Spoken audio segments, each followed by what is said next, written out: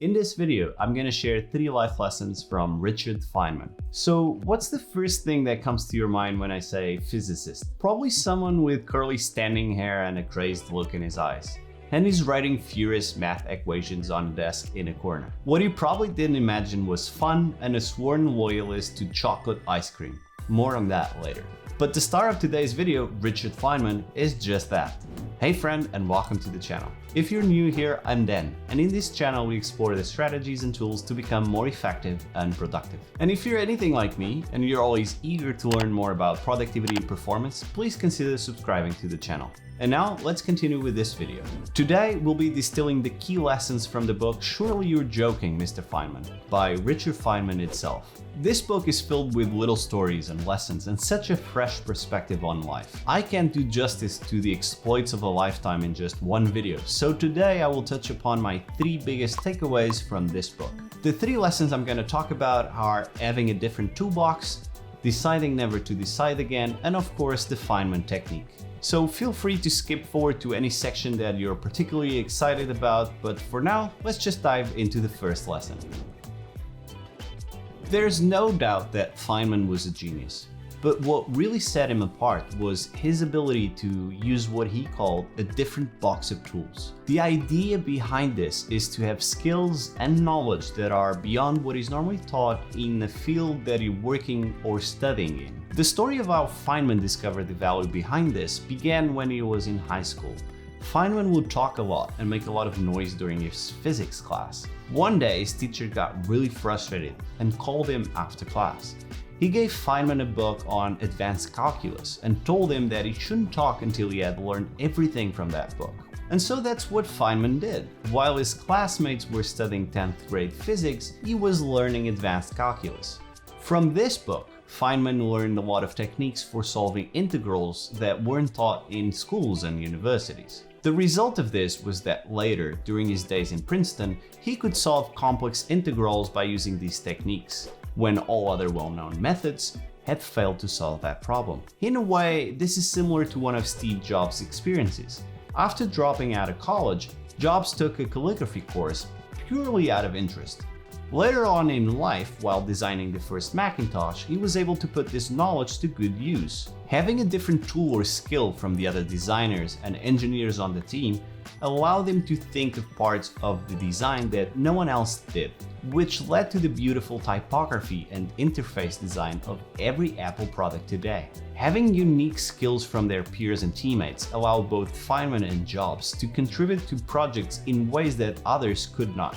So here's a few ideas of what you could do to develop a unique toolbox. 1. Create a to-learn list. Write down ideas for new areas of study, such as taking up a new language or learning a new skill or reading the collective works of Shakespeare. 2. Always have a book. With your to-learn list ready, a good way to begin your learning journey is to read good books. Choose a good book from any field that you have wished to explore.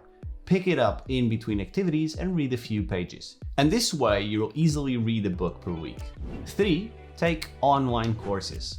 Another structured way to develop skills is to take an online course of your choice. You can find courses on almost anything online, from investing to coding to painting or filmmaking. Take notes where needed, complete the assignments or projects, do the extra reading, and most importantly, practice the skill. 4. Take a few hours a week for doing something outside of your field.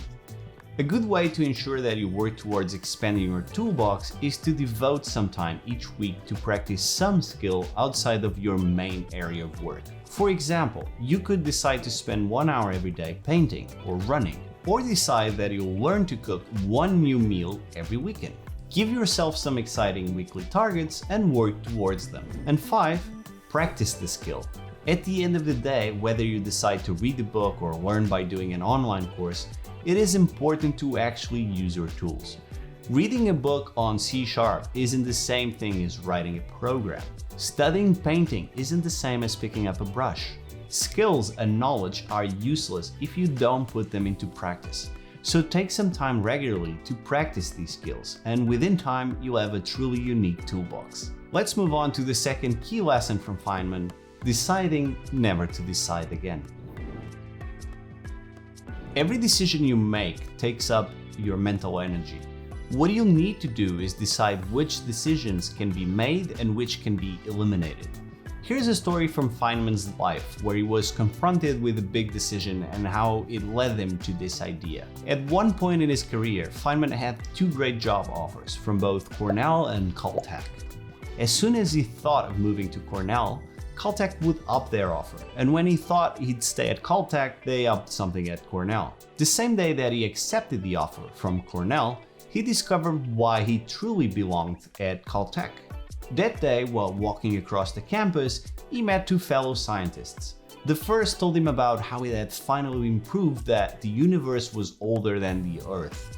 And the second scientist told him about a discovery he made about the generation of a new bacteria. And this is what finally convinced Feynman to stay at Caltech after all. He would rather prefer to work at a place where he would talk to people from all different fields about discoveries that excited them. When Cornell called saying they were setting everything up, he replied, "I'm sorry, I have changed my mind again." And after this, he decided to never decide again. Here's what he said when talking about this decision. When you're young, you have all these things to worry about. Should you go there? What about your mother? And you worry and try to decide, but then something else comes up. It's much easier to just plain decide. Never mind, nothing is going to change your mind. I did that once when I was a student at MIT.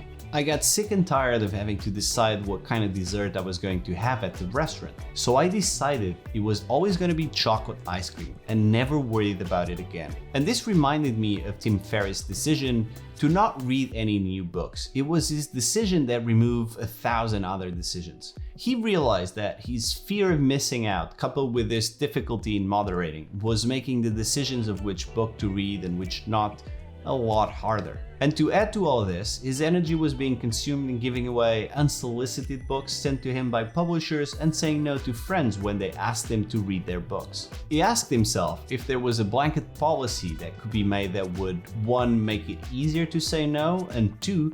Make it possible to reduce or eliminate the time and energy spent in decision making. And after asking himself these questions, he decided that he wouldn't be reading any new books in 2020. So how can you apply this and decide never to decide again? So this is 2021, are we? First, identify an area in your life where you're constantly making decisions. It could be something like constantly having to make the decision of when to schedule your meetings. Second, ask yourself whether these decisions are taking up your time and energy that can be given to better work. When you think about it, you are likely to find that it's possible to make a decision at the higher level that will eliminate the other decisions you are constantly making. Finally, come up with a blanket policy that will simplify this decision making for you. If you notice that meetings or emails are interrupting work that requires more thinking, then you might decide on dedicating only 1 day a week for meetings when you don't do other work. Just like Feynman's decisions to always eat chocolate for dessert, decide never to decide again. For our final section, we'll talk about the Feynman Technique. To Feynman, understanding something was very different from knowing it. He developed this technique as a tool to actually understand the concept behind something. Feynman believed that the true test of whether you understood something was if you could explain it in simple words, rather than being able to quote a definition. By learning the word energy and being told it is the reason a car moves, we may think we have learned more about the physics of it, but we've only really learned what physicists call it. The Feynman technique was developed around this idea that understanding equals the ability to explain simply. So let's break the technique down into a 4-step process. First, start by writing down everything you have learned about the topic. Then, rewrite your note by imagining yourself teaching a child. When you are explaining a concept to a child, you have to take care of 2 main things. First, the child won't understand the complex jargon of the subject. So quoting a textbook can serve as an explanation. Another thing to remember is that the child has none of the prerequisite knowledge, so you really have to explain it from the basics.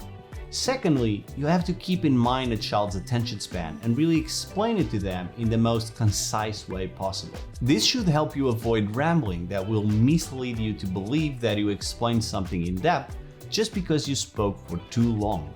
Then, identify the parts where you couldn't explain the topic and revisit them.